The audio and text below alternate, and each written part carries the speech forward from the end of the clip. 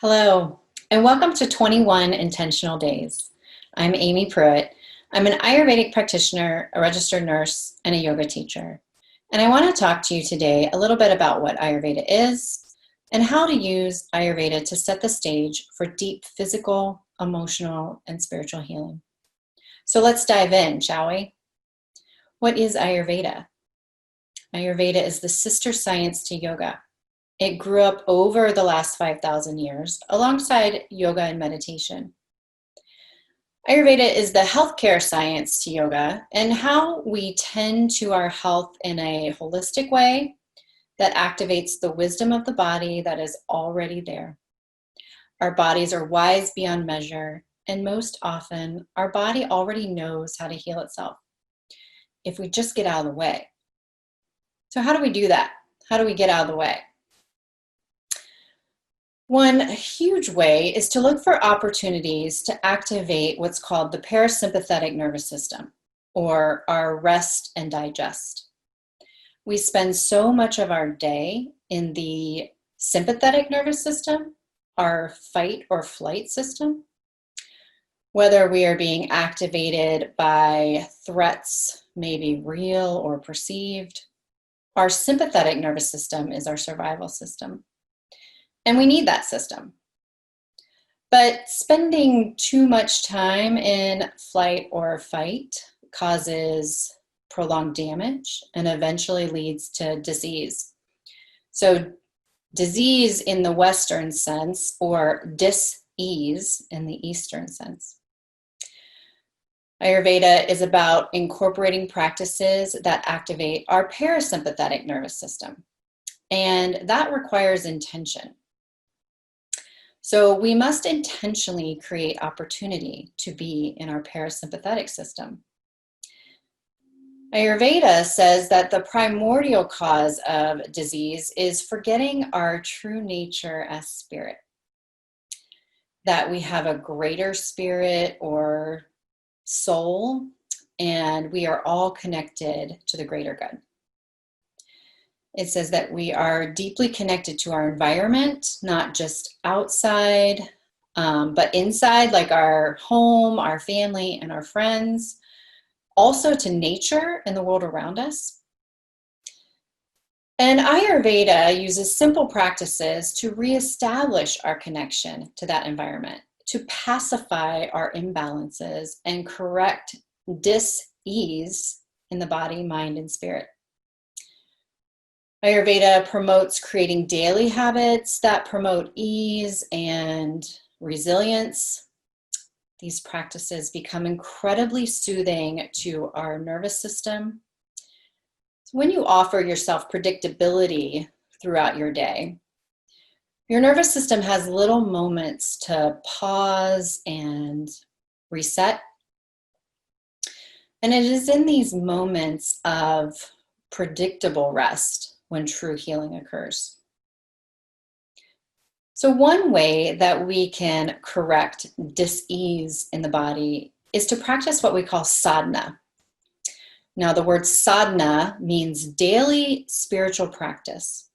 And the idea of this is that for just 15 minutes a day, you get to think of you and only you. Truly, sadhana can be anything that makes your heart sing. But there's only one rule, and that is that you commit to it every day, no matter what. For 15 minutes every day, I invite you to craft practices that activate your parasympathetic nervous system of the rest and digest. So these practices can be movement or meditation-based, but they're specifically for you. So when practicing your sadhana, it's important to create a sacred space. This space is going to be unique for you.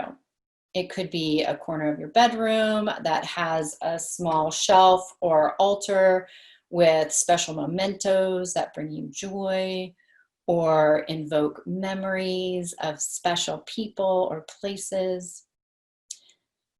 Your special place could be a nearby park that you walk through every afternoon. It could be sitting on your deck or porch each morning as you sip your tea. So think about a space that fosters feelings of calm or peace. And then think about how you can maximize the things about that space that invoke those feelings. So Ayurveda says that one of the causes of disease is misuse of our senses. So when crafting your sacred space, utilize all of your senses. Your space should be pleasing to the eye, free of clutter, and remind you of beauty in whatever that means to you. So you could place a small vase of flowers or a piece of art or a painting where your eyes can fall while you do your daily practices. It should be pleasant to your sense of hearing and without jarring or loud noises. So you're going to want to turn off your TV, mute the phone, maybe play soft music or soothing music. Or maybe you can hear the sounds of nature from your window or while taking a walk. Silence can also be a powerful use of your sense of hearing. So eating one meal in silence can be especially healing to your digestive system. So I invite you to try that. And then using your sense of smell is another way to activate the healing qualities of your body's innate wisdom. So think about how quickly the sense of smell of your favorite flower can transport you or quickly change your mood. Maybe it's the smell of your favorite meal that opens your heart to cherish memories of loved ones. Or it could be an essential oil specific to the preferences that you place on your wrists. So I have this one that I place on my wrists prior to my yoga or meditation practice. And this was designed specifically for me. But very quickly, it can bring me into a sense of calm. So your sense of touch is also incredibly powerful in Ayurveda. So think about wearing soft, comfortable clothing or wrapping a scarf or a light blanket around you during your meditation practice or your sadhana practices. You might enjoy a self-oil massage daily before bedtime or after your shower in place of using regular lotion. I want to talk to you quickly about that. The Sanskrit word for oil is sneha. And the Sanskrit word for love is sneha. So in essence, when you anoint your skin with oil, you are anointing your skin with love. So if you're doing a self-oil massage once a day, when massaging your skin, take your time. Really examine your skin. And as you massage the different parts of your body, show gratitude for that body part. Silently say thank you to your body, or I love you to your body. Too often we live in our heads and not in our bodies until something goes awry. So maybe it is simply placing a hand to your heart and a hand to the belly, and just feeling your body as your breath moves in and out for a few minutes every day. So I invite you to try that. Now, food is probably the entry point to Ayurveda for many. So when you focus on your sense of taste and the foods or drinks that you consume, it can have a deeply powerful effect on the healing process.